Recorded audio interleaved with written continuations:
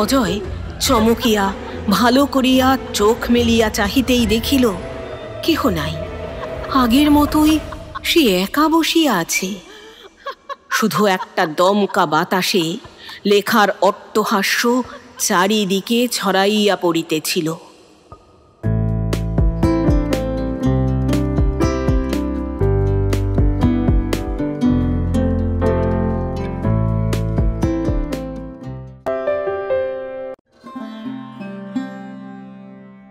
শুভেচ্ছা বন্ধুরা, একরাশ শুভেচ্ছা আর ভালোবাসা।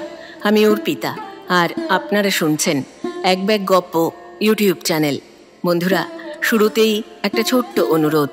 এখনও যারা এক ব্যাগ গপ্প চ্যানেলটি সাবস্ক্রাইব করেননি তাদের উদ্দেশ্যে বলি, আজই চ্যানেলটি সাবস্ক্রাইব করে সঙ্গে থাকুন, উৎসাহ পাব এগিয়ে চলার। আজ পড়ব শ্রদ্ধেয় লেখক শ্রী মনীন্দ্রচন্দ্র সাহা রচিত একটি ভূতের গল্প, জীবিত ও মৃত। গল্প পাঠ করছি আমি অর্পিতা। শুরু করছি জীবিত ও মৃত।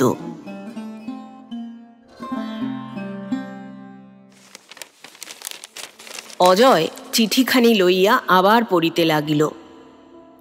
অনেকেই জানে, তুমিও হয়তো মনে করো, দুরন্ত ক্ষয়রোগ আমাকে ধীরে ধীরে মৃত্যুর কোলে টেনে নিচ্ছে। জীবনের এই সুন্দর প্রভাতে অফুরন্ত তৃষ্ণা নিয়ে আমি চলেছি কোন অজানা অন্ধকারময় জগতের ভয়াবহ স্থানে। এই দুরারোগ্য ব্যাধির জন্যই। সত্যিই কি তুমি তাই বিশ্বাস করো? একবার স্বচ্ছন্দ চিত্তে নিজের বুকের ওপর হাত রেখে নিজের বিবেককে জিজ্ঞাসা করে উত্তর দিতে পারবে? জানি কোনো ফল নেই। জীবনের প্রতিটি মুহূর্ত যেমন তোমার অবিমিশ্র ঘৃণা ও অবজ্ঞায় কেটে গেছে, এই মৃত্যুপথযাত্রীর বেদনাকাতর শেষ দীর্ঘ নিঃশ্বাসটিও তেমনি তোমার নিষ্করুণ শীতল সমবেদনাও পাবে না জানি। তবুও আজ মনে কত কথাই উদয় হয়। এই দুরন্ত উন্মাদ অন্তরের প্রতিটি স্পন্দন আজ যেন বড়ই দুরন্ত হয়ে উঠেছে। এতদিন নিজেকে চোখ রাঙিয়ে শাসন করে এসেছি, কিন্তু আজ বড় দুর্বল। আজ আর নিজের ওপরেও আমার শাসন নেই, নিষ্ফল। পরিবর্তে একটা অসহ্য গাঢ় বেদনা, বুক ভরা একটা আর্তনাদেই হয়তো ফেটে পড়বে জানি। তবুও আর জানতে ইচ্ছে হয়, অত ভালোবেসে, অত স্নেহ মায়া মমতা দেখিয়ে এই তুচ্ছ বালিকার শান্ত মনে কত বড় যে মায়ার স্বপ্ন সৃষ্টি করেছিলে। সে কি মিথ্যে? সব শুধু অভিনয়? স্বপত্র অজয়ের হাতখানা থরথর করিয়া কাঁপিয়া উঠিল। বাহিরে হেমন্ত সন্ধ্যার অন্ধকারময় আকাশপটে অকাল মেঘের আড়ম্বরের অন্ত ছিল না। দুরন্ত বাতাসের দাপাদাপি মাতামাতি কাল বৈশাখীকেও যেন হার মানাইয়া দিতেছিল। নিঃসার পল্লী আতঙ্ক স্তব্ধ। বিদ্যুতের দীর্ঘ শিখা বজ্র হুঙ্কারে সেই আতঙ্ক কম্পিত পল্লীর বুকে কখনো কখনো কোন ভয়াবহ দুঃস্বপ্নের মতো চকিতে খেলিয়া যাইতেছিল। অজয় খোলা জানলা দিয়া বাহিরের এই উন্মত্ত প্রকৃতির দিকে চাহিতেই অকারণ সে আরেকবার শিহরিয়া উঠিল। অকস্মাৎ তাহার বিস্মৃত প্রায় কৈশোরের স্মৃতি দুলিয়া উঠিল। মনে পড়িল এমনি এক সন্ধ্যা। লেখাদের গ্রামেরই থানায় তখন অজয়ের পিতা ভারপ্রাপ্ত কর্মচারী। থানার পাশেই বাড়ি, একেবারে গায়ে গায়ে মেশামেশি। লেখার বয়স তখন কতই বা, ওই 13 কি 14। অথচ ওই একটু মেয়েই কেমন করিয়া অজয়ের যৌবন সুধাকুল অন্তরকে উন্মাদ করিয়া দিল। ভবিষ্যতের কোনো কথাই মনে পড়িল না।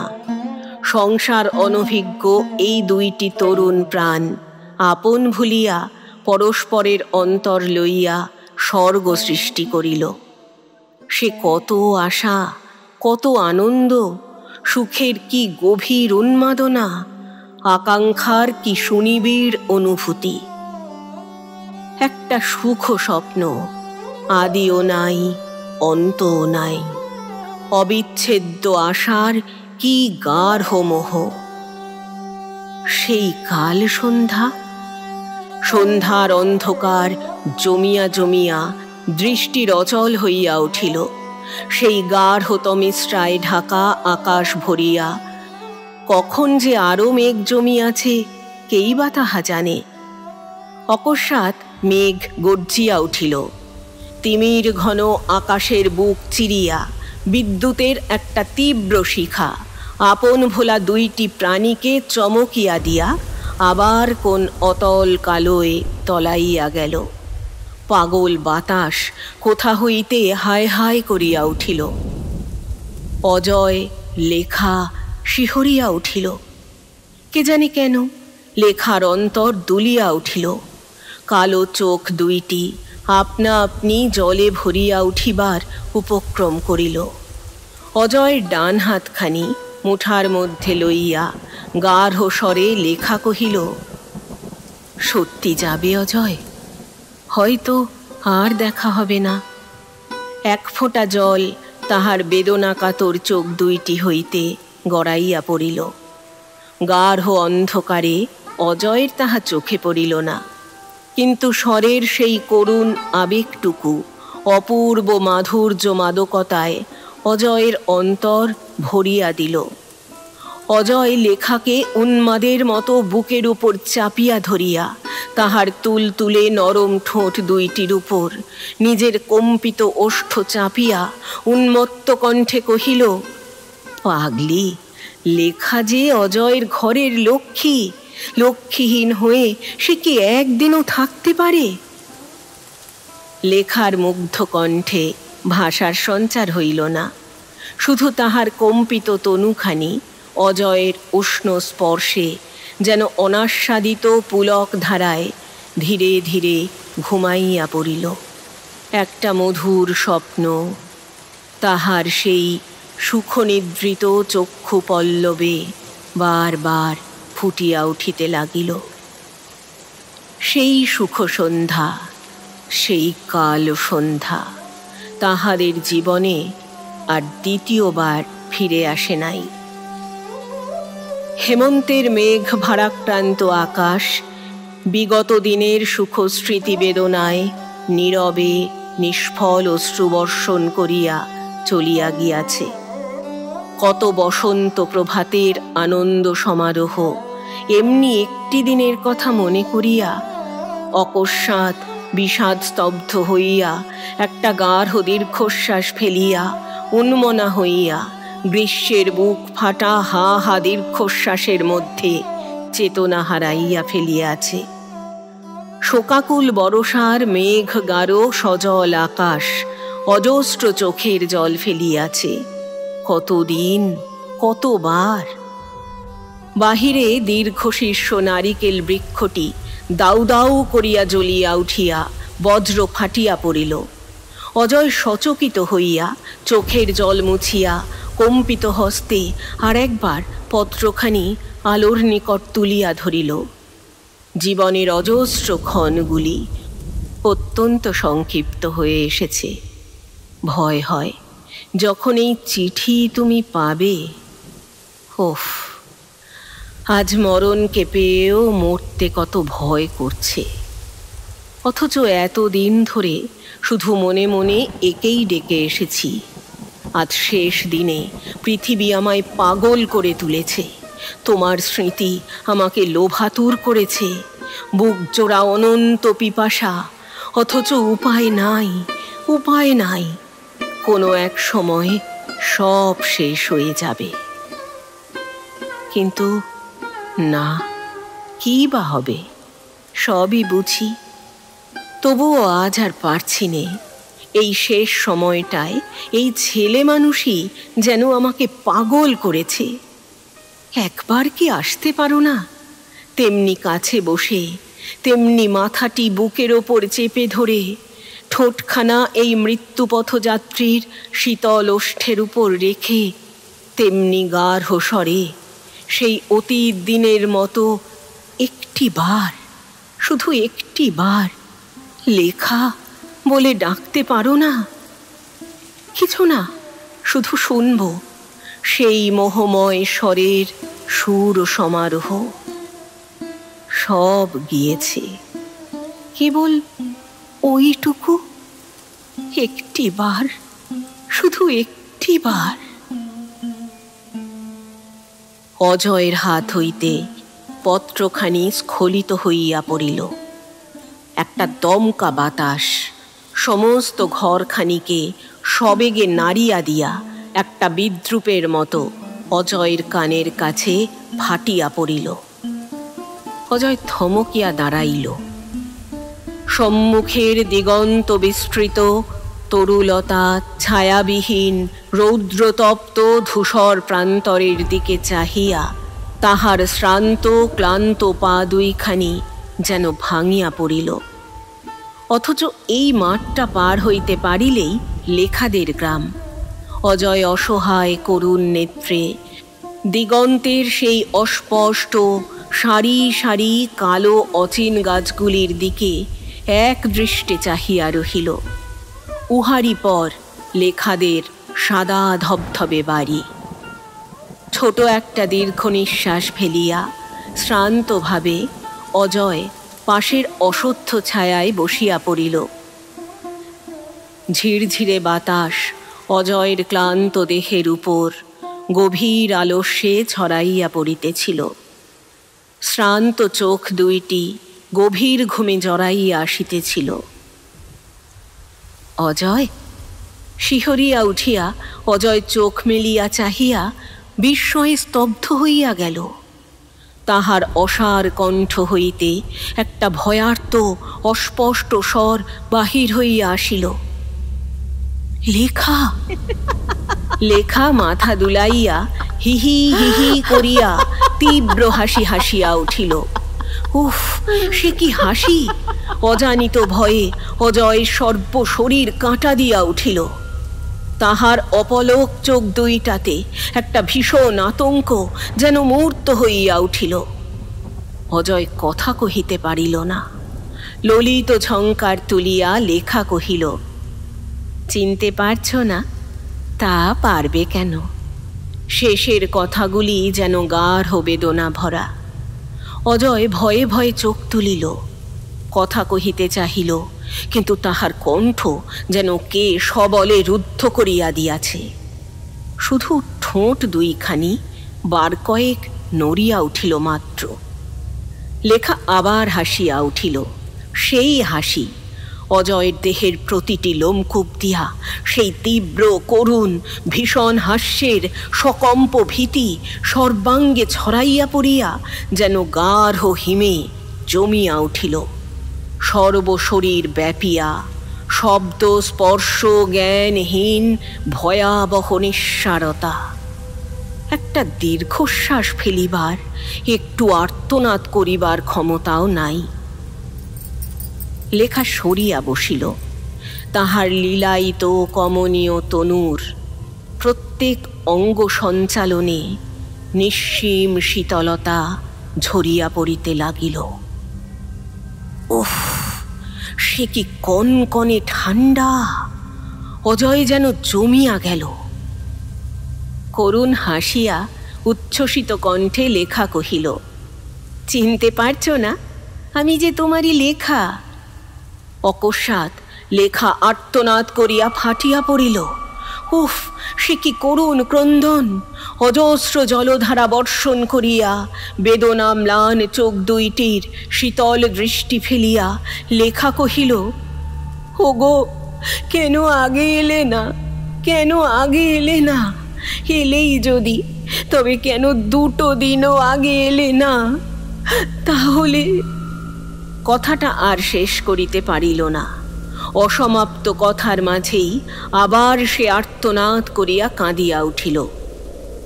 অজয়ের ভয়ত্রস্ত মনে একটু একটু করিয়া সাহস সঞ্চার হইতেছিল। ভীত অস্পষ্ট কণ্ঠে সে ডাকিল, লেখা, পেরেছ, পেরেছ, সত্যি আমায় চিনতে পেরেছ? আমি তো ভেবেছিলুম।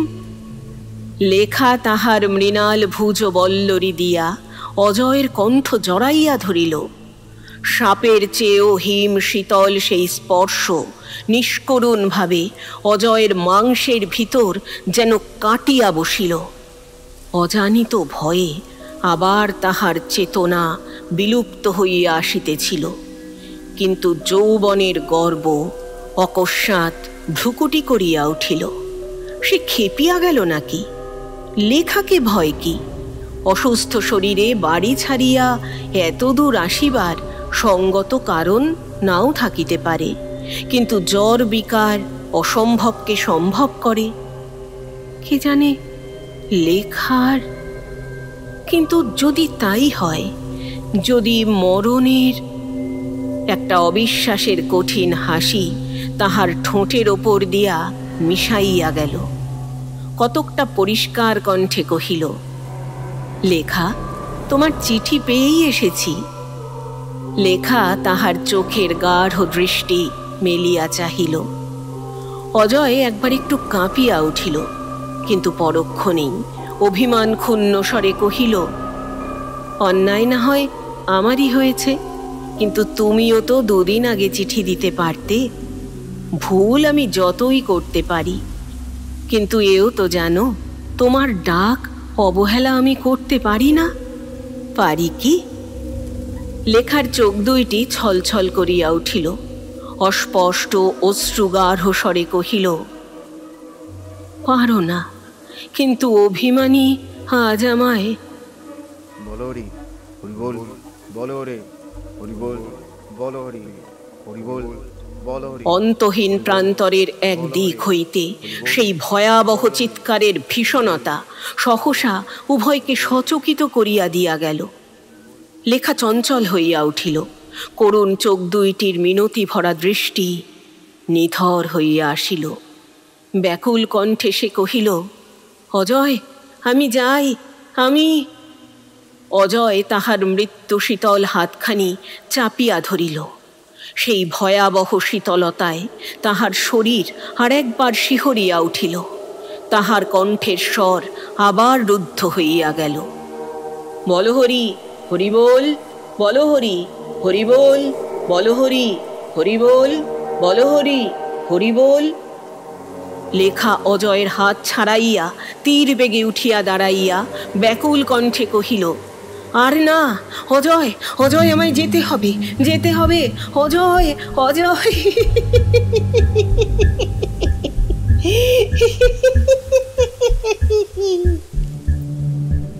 ত্রস্তপদে লেখা সম্মুখের সন্ধ্যার গাঢ় তিমিরাবৃত প্রান্তরের মধ্যে কোথায় মিলাইয়া গেল।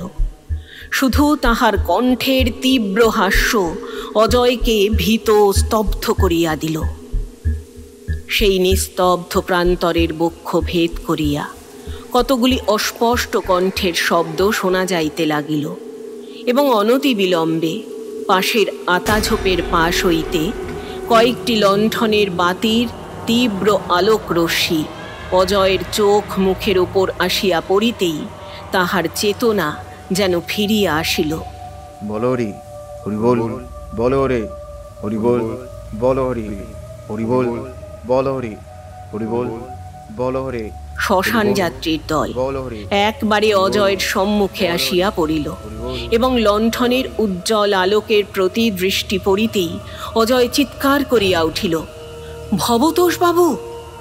একটি প্রৌঢ় ভদ্রলোক অগ্রসর হইয়া আসিয়া লণ্ঠনটি উঁচু করিয়া ধরিয়া পলকমাত্র অজয়ের দিকে চাহিলেন। পরক্ষণেই উচ্ছ্বসিত আবেগে কাঁদিয়া ফেলিলেন, লেখা, লেখা! অজয় বিকট আর্তনাদ করিয়া উঠিল, লেখা! ভবতোষবাবু চোখের জল মুছিতে মুছিতে অশ্রু ভারাক্রান্ত কণ্ঠে কহিলেন, নেই অজয়, নেই, আমার লেখা নেই। মৃত্যুর সময় মা আমার তোমার কথা কতবারই না বলেছে, তোমাকে দেখবার জন্যে। উফ, মায়ের আমার সে কি কাকুতি! কান্নার কদিন বিরাম ছিল না। কেঁদে কেঁদে মা আজ অপরাহ্নে। তারপর ভবতোষবাবু কি বলিলেন না বলিলেন তাহা অজয়ের ভয়স্তব্ধ কর্ণে প্রবেশ করিল কিনা বোঝা গেল না। শুধু একটা ভয়াবহ আর্তনাদ রাত্রির বক্ষ ভেদ করিয়া দূর দূরান্তের ঘুমন্ত পক্ষী শিশুকে পর্যন্ত আতঙ্কে জাগাইয়া দিয়া কোথায় যেন বিলীন হইয়া গেল। অজয়ের চেতনাবিহীন দেহ সেইখানে লুটাইয়া পড়িল। কয়েক মাসের দীর্ঘ ব্যবধানে অজয়ের মন হইতে হয়তো সেই দিনের সেই ভয়াবহ চিত্র, লেখার শেষ যাত্রার একান্ত করুণ দৃশ্য মিলাইয়া গিয়াছে। তাহার দৈনন্দিন সহজ জীবনযাত্রায় সেসব কথার আর যেন কিছু ধরাছোঁয়া যায় না। লেখা মরিয়া যেন প্রমাণ করিয়া দিয়াছিল অজয়ের নিকটেও সে মরিয়াছে। অতীব বিচিত্র এই মানুষের মন। ইহার সুখ দুঃখের, ইহার অনুরাগ বিরাগের, ইহার বিরহ মিলনের, ইহার আকাঙ্ক্ষা বিতৃষ্ণার ইতিহাস আরও বিচিত্র। মনোরাজ্যে এই যে দুইটি বিপরীত ভাবধারার নিরন্তর বিপ্লব, ইহা লইয়া মানুষের জীবন। তাই মানুষ যখন অত্যন্ত প্রিয়জনকেও অনায়াসে ভুলিয়া যায়, কেহ তাহাতে বিস্মিত হয় না। আকাঙ্ক্ষিত বস্তুকে যখন সে ঘৃণা ভরে উপেক্ষা করে, কেহ তাহাতে কথা বলে না। ইহাই মানুষের মন। এক সময় যাহাকে পাওয়ার জন্য পাগল হয়, তাহাকেই আর এক সময় ভুলিবার জন্য তাহার ব্যাকুলতার আর অন্ত থাকে না। অজয় লেখার মৃত্যু সমাধির উপর জবনিকা টানিয়া দিবার জন্যই বোধ করি অকস্মাৎ বিবাহের চেষ্টায় উঠিয়া পড়িয়া লাগিয়াছিল। অথচ এই কাজটাই আজ কয়েক বৎসরের মধ্যে কেহ সম্ভবপর বলিয়া মনে করে নাই। বিবাহ বাড়ি, আনন্দমুখর, উৎফুল্ল অজয় নিরালা ঘরে একাকী বসিয়া থাকিয়া অধীর আগ্রহে বোধহয় শুভ মিলনের প্রিয় মুহূর্তটির জন্য অপেক্ষা করিতেছিল। বাহিরে তখন ফাল্গুনের আকাশ জুড়িয়া রূপালী জ্যোৎস্নার হাসি আর ধরিতেছিল না। গাছে গাছে কচি পাতাগুলি আনন্দে চিকচিক করিতেছিল। আম্রমুকুলের মৃদু মধুর গন্ধে চতুর্দিক পরিপূরিত। জ্যোৎস্নাবিলাসী কোনো একটা পাপিয়া আকাশতলে মদির কণ্ঠে গাহিয়া গেল, পিয়া পিউ পিউ। অজয় অকস্মাৎ কাহার ক্ষীণ কণ্ঠের আহ্বানে চমকিয়া মুখ তুলিতেই পলকে অজয়ের মুখ ছাইয়ের মতো সাদা হইয়া গেল। তাহার বিস্মিত অপলক চোখ দুইটির দৃষ্টিতে গভীর ভীতি বিরাজ করিতে লাগিল।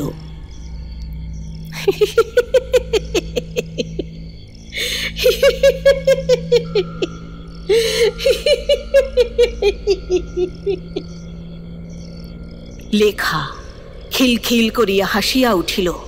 তাহার কণ্ঠের হাসিতে প্রেত লোকের ভয়াবহ আতঙ্ক অজয়ের প্রতি রক্তকণায় বিচ্ছুরিত হইয়া তাহার বক্ষের ক্ষীণ স্পন্দনটুকুও বুঝিবা চিরতরে স্তব্ধ করিয়া দিল।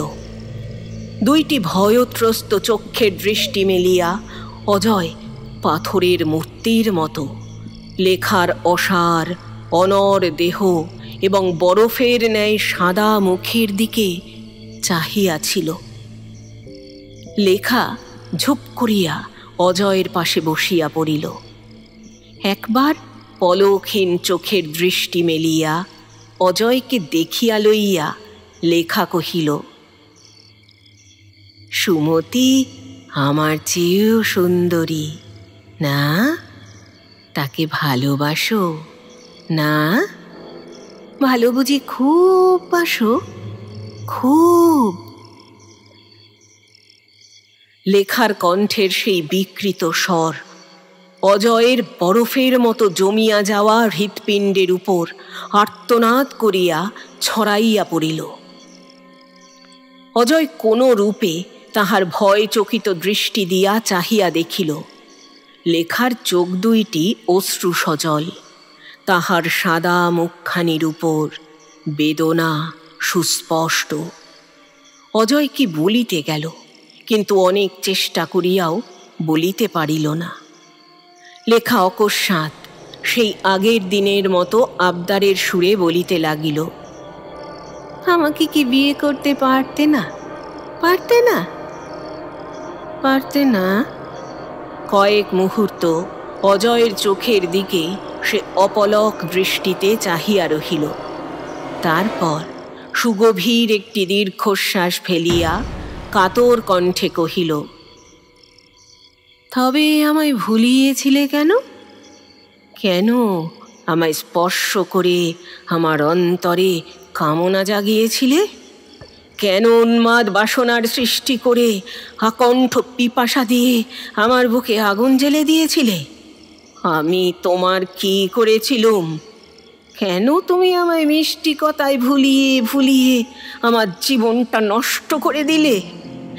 আমাকে আমাকে আমাকে আমাকে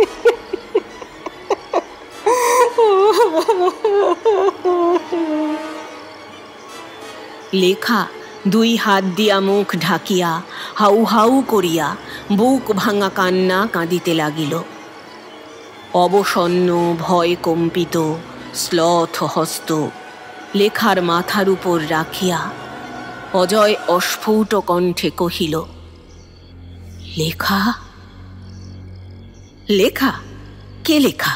তোমার লেখা মরেছে, মরেছে, মরেছে। লেখা মরেছে, লেখা মরেছে, লেখা মরেছে। যাও, তার মরণের চিতায় সুমতির আবাহন করো গে। তুমি সুখী হও, সুখী হও, সুখী হও, সুখী হও, সুখী হও, সুখী হও। তার কণ্ঠস্বর ক্ষীণ হইতে ক্ষীণতর হইয়া বাতাসে মিলাইয়া গেল। অজয় চমকিয়া ভালো করিয়া চোখ মেলিয়া চাহিতেই দেখিল কেহ নাই। আগের মতোই সে একা বসিয়া আছে। শুধু একটা দমকা বাতাসে লেখার অট্টহাস্য চারিদিকে ছড়াইয়া পড়িতেছিল। তবে কি লেখা আসে নাই? এ তাহার দুর্বল মস্তিষ্কের কল্পনাপ্রসূত একটা ভয়ার্ত দুঃস্বপ্ন। কিন্তু তাহার ভয় চঞ্চল দৃষ্টির সম্মুখে লেখার রক্তহীন বরফের মতো সাদা মুখখানি যেন উজ্জ্বল হইয়া ফুটিয়া উঠিল।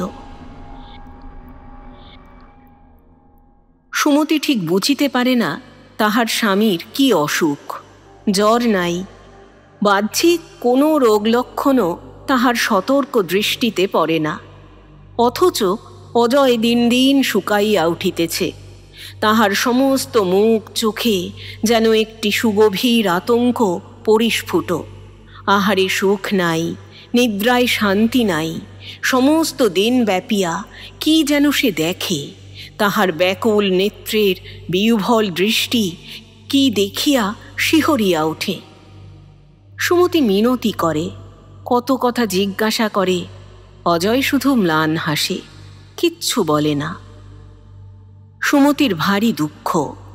অপরাহ্নের ম্লান সূর্যালোকটুকু নিভিয়া আসিতেছে। অজয় বারান্দায় একখানা ইজি চেয়ারে গা ঢালিয়া দিয়া পড়িয়াছিল। সুমতি চায়ের বাটি আনিয়া তাহার হাতে দিয়া কহিল, চা খেয়ে নাও। অজয় সুমতির সাজসজ্জার দিকে বারেক স্মিত দৃষ্টিতে চাহিয়া পরিহাস করিয়া কহিল, অভিসারে নাকি? সুমতির সুগৌর মুখখানি ডালিম ফুলের মতো আরক্ত হইয়া উঠিল। দুই চোখের চঞ্চল হাসি ভরা দৃষ্টিতে অজয়কে পাগল করিয়া দিল। সে কহিল, যাও। অজয় হাসিয়া কি উত্তর দিতে যাইতেছিল, অকস্মাৎ তাহার হাত দুইটি সবেগে কাঁপিয়া উঠিয়া চায়ের বাটিটা স্খলিত হইয়া শানের উপর পড়িয়া গিয়া চুরমার হইয়া গেল। সমস্ত মুখখানা মরার মতো সাদা হইয়া গেল। তাহার সমস্ত শরীর থরথর করিয়া কাঁপিতে লাগিল।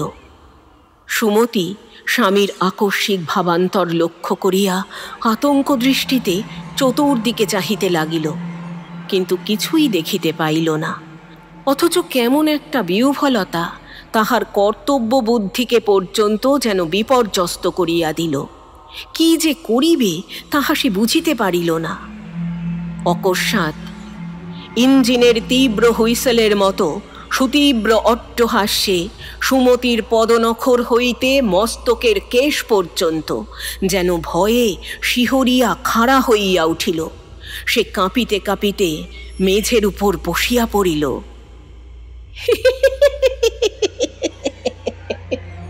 এই বুঝি নতুন বউ? লেখার ছায়ামূর্তি ধীরে ধীরে সুমতির সম্মুখে আসিয়া দাঁড়াইল। তাহার কণ্ঠ ভেদ করিয়া একটা বিকৃত স্বর ফুটিয়া উঠিল। বাহ, বেশ সুন্দরী তো না অজয়দা, ঠকনি। কিন্তু ও কি অমন করে বসে রয়েছ কেন? এসো এসো, দুজনে পাশাপাশি একবার দাঁড়াও, আমি দেখি। অজয় গো গো করিয়া উঠিল এবং পরক্ষণেই একটা বিকট আর্তনাদ করিয়া ইজি চেয়ার হইতে গড়াইয়া মাটিতে লুটাইয়া পড়িল। সুমতি ভয়ে আতঙ্কে প্রাণপণ চিৎকার করিয়া উঠিল, কিন্তু মনে হইল বুঝি সেই চিৎকার সে নিজেই শুনিতে পাইতেছে না। আবার চিৎকার করিয়া উঠিল, আবার জোরে, আরো জোরে। হায় রে, কে যেন তাহার গলাটা আজ একেবারে বন্ধ করিয়া দিয়াছে। শুধু তাহার কান দুইটার পাশে একটা বিকট হাসি বারে বারে ফাটিয়া পড়িতে লাগিল।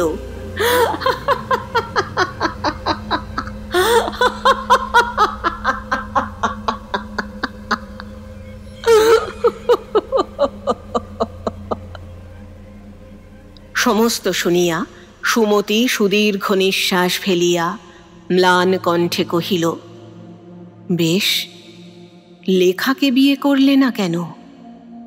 অজয়ের চোখ দুইটি সজল হইয়া উঠিল। কহিল, লজ্জায় বাবাকে বলতে পারিনি। মা থাকলে হয়তো। তারপর বাবা মারা যাবার পর আর কোনো বাধাই ছিল না। কিন্তু লেখা সংশয় ব্যাকুল কণ্ঠে কহিল, কিন্তু কি? অজয় উদাস কণ্ঠে কহিল, ওই কিন্তুটা আজও আমি ভালো করে বুঝতে পারিনি। নিজের কপালের দোষ দূরদৃষ্ট, নইলে। বাধা দিয়া সুমতি কহিল, কিন্তু লেখাও তো এসব জানত। তোমার মিলনের পথে কত বাধা, না জানলেও বিস্তারিত তোমার লেখা উচিত ছিল। অজয় তেমনিভাবে কহিল, লিখেও ছিলুম সব। ও আমাকে কোনো দিন অবিশ্বাস করেনি। আমার একটা কথার উপর নির্ভর করে ও মরণ পর্যন্ত বরণ করতে পারত। এই শিক্ষা আমি ওকে দিয়েছিলুম। সে শিক্ষা মিথ্যেও হয়নি। আমার কথার উপর বিশ্বাস করে।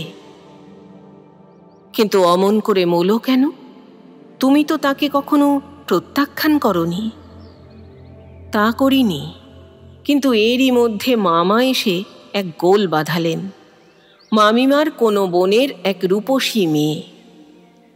কথাটা আর গোপন রইল না। অজয়ের দুই চোখ বহিয়া কয়েক ফোঁটা জল গড়াইয়া পড়িল। সুমতির চোখও শুষ্ক রহিল না। বাহিরে তখন সুনীল আকাশ জুড়িয়া রৌদ্র চিকচিক করিতেছে। সেই দিকে কিয়ৎকাল নির্নিমেষ নেত্রে চাহিয়া থাকিয়া অবশেষে মুখ ফিরাইয়া অপেক্ষাকৃত পরিষ্কার কণ্ঠে অজয় কহিল, তোমার ভয় করছে না সমু? সুমতি চমকিয়া উঠিল, ম্লান হাসি টানিয়া কহিল, তুমি থাকতে ভয় কি?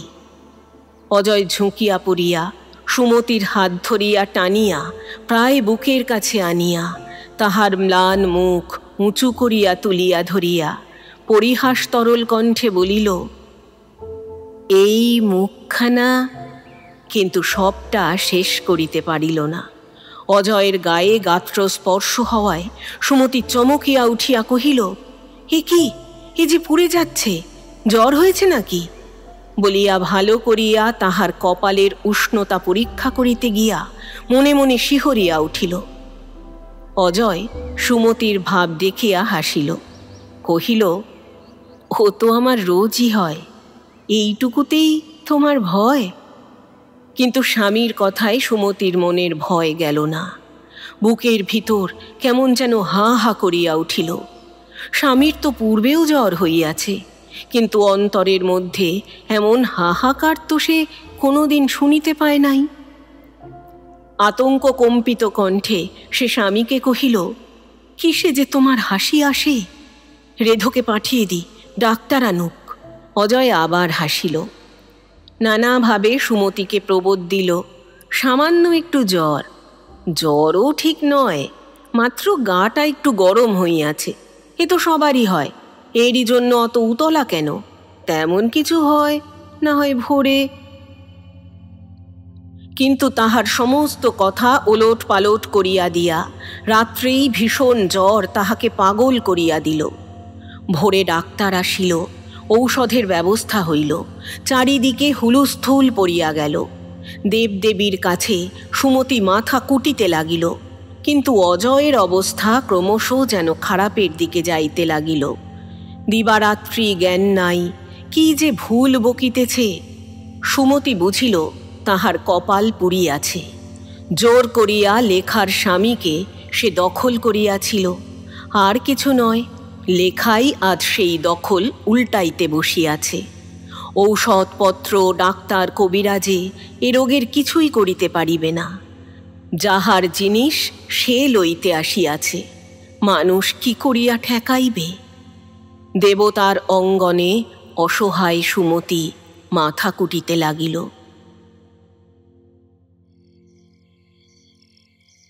সন্ধ্যা অনেকক্ষণ উত্তীর্ণ হইয়া গিয়াছে। গাঢ় তিমিরে চতুর্দিক আচ্ছন্ন। দূরে নিকটে লতাপাতার গাঢ় কালো ছায়ায় ছায়ায় অশরীরী আত্মার মতো জোনাকিগুলা জ্বলিয়া জ্বলিয়া ঘুরিয়া বেড়াইতেছে। সুমতি দীর্ঘকাল তুলসী মঞ্চে মাথা কুটিয়া গললগ্নিকৃত বাসে উঠিয়া দাঁড়াইল।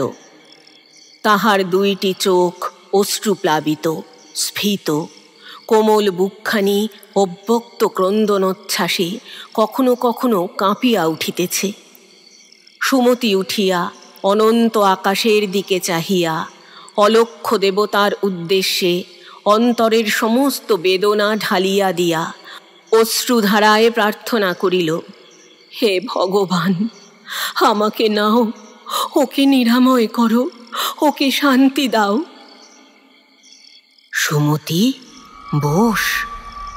একটা চাপা ফিসফিস ডাকে সুমতি চমকিয়া ফিরিয়া দাঁড়াইয়া শিহরিয়া উঠিল।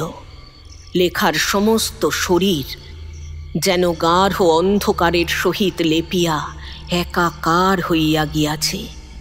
শুধু দুইটি চোখের সুতীব্র দৃষ্টি এই গাঢ় অন্ধকারে তাহার অস্তিত্ব প্রমাণ করিয়া বিদ্যুতের মতো জ্বলিতেছে। সুমতি কাঠ হইয়া গেল। তাহার হাত পা সমস্ত যেন অবশ ঠান্ডা হইয়া জমিয়া গিয়া একেবারে মাটির সহিত আঁটিয়া গেল। লেখা একটু সরিয়া আসিল, মিনতি করিয়া কহিল, সুমতি বোন, আমাকে ভয় করো কেন? যাক, অজয় কেমন আছে? সুমতির সাহস ফিরিয়া আসিল। কেমন একটা ক্রোধে, একটা অজানিত জিঘাংসায় তাহার অন্তর বিষাইয়া উঠিল। লেখা যে মানুষ নয়, তাহাকে যথেষ্ট ভয় করিবার আছে, এ কথা সুমতি একেবারে ভুলিয়া গেল। শুধু তাহার মনে হইল লেখা তাহারই মতো নারী, সে তাহার সুখের সংসার নষ্ট করিতে আসিয়াছে, তাহার সোনার সংসারে আগুন লাগাইতে আসিয়াছে। তাহার স্বামীকে ক্রোধকম্পিত কণ্ঠে সুমতি কহিল, দিন দিন তাকে চুষে খেয়েই ফেলছ, শুধু জীবনটুকু। সেও তো আজ। লেখা যেন কেমন হইয়া গেল। তাহার কণ্ঠ দিয়া আজ সেই অট্টহাসি ফাটিয়া পড়িল না, যেন মানুষের ন্যায় কাতর কণ্ঠে কহিল, কি করেছি আজ? নিতে এসেছি। সুমতি দাঁতে দাঁত রাখিয়া রুদ্ধস্বরে কহিল, তাই? সর্বনাশী, রাক্ষসী। লেখা হাসিয়া উঠিল, বড় ম্লান সে হাসি, বড় করুণ। কহিল, সর্বনাশী, রাক্ষসী? তাই তাই বোন, তাই। কি চোখেই ওকে দেখেছিলুম, মরেও ভুলতে পারলুম না। ওর সর্বনাশ করলুম, তোমার সর্বনাশ করলুম, নিজের। তারপর হঠাৎ ব্যাকুলভাবে কহিল, কিন্তু সত্যিই কি বাঁচবে না দিদি? সুমতির চোখেও কি জানি কেন জল আসিয়া পড়িল। রাগ করিয়া যাহাকে বকিবে, দু কথা শোনাইয়া দিবে মনে করিয়াছিল, তাহারই ব্যাকুল অশ্রুকাতর স্বরে তাহার কোমল নারী হৃদয় কেমন কাঁদিয়া উঠিল। সুমতি নিরুত্তরে অন্যদিকে মুখ ফিরাইয়া অশ্রু মুছিতে লাগিল। লেখা অধৈর্য হইল, কাঁদিয়া কহিল, সুমতি। সুমতি আঁচল দিয়া চোখ মুছিয়া গাঢ় স্বরে কহিল,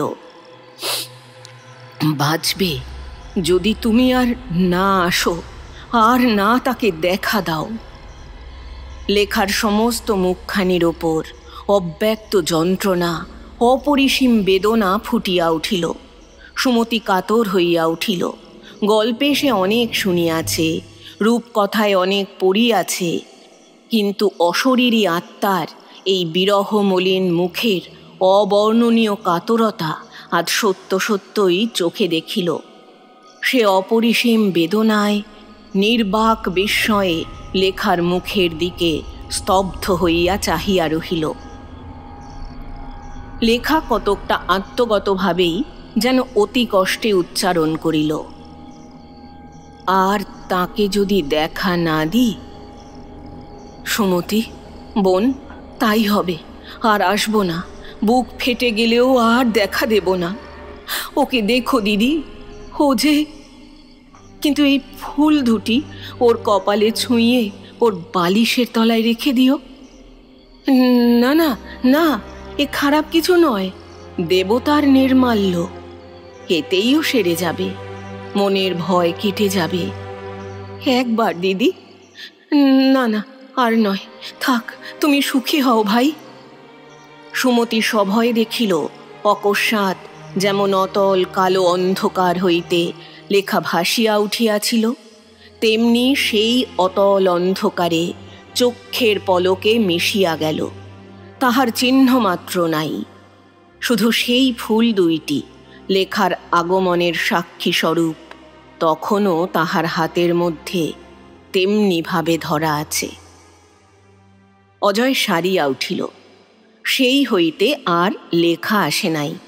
কতদিন গিয়াছে, কত রাত্রির অন্ধকার বুকের উপর দুরন্ত মেঘ ঝড় বৃষ্টির সাথে মাতামাতি করিয়াছে।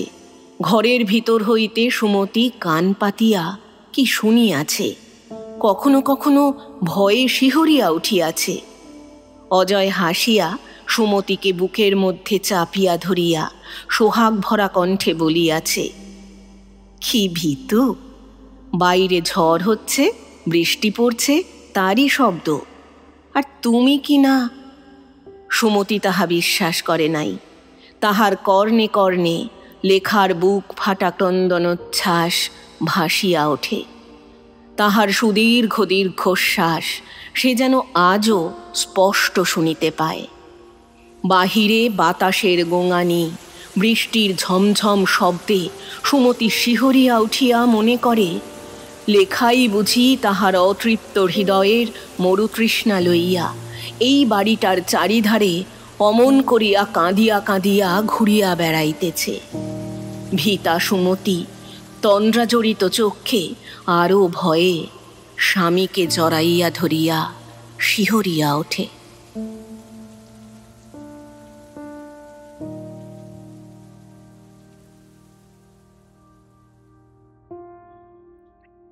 এতক্ষণ শুনলেন শ্রদ্ধেয় লেখক মনীন্দ্রচন্দ্র সাহা রচিত একটি ছোট গল্প, জীবিত ও মৃত।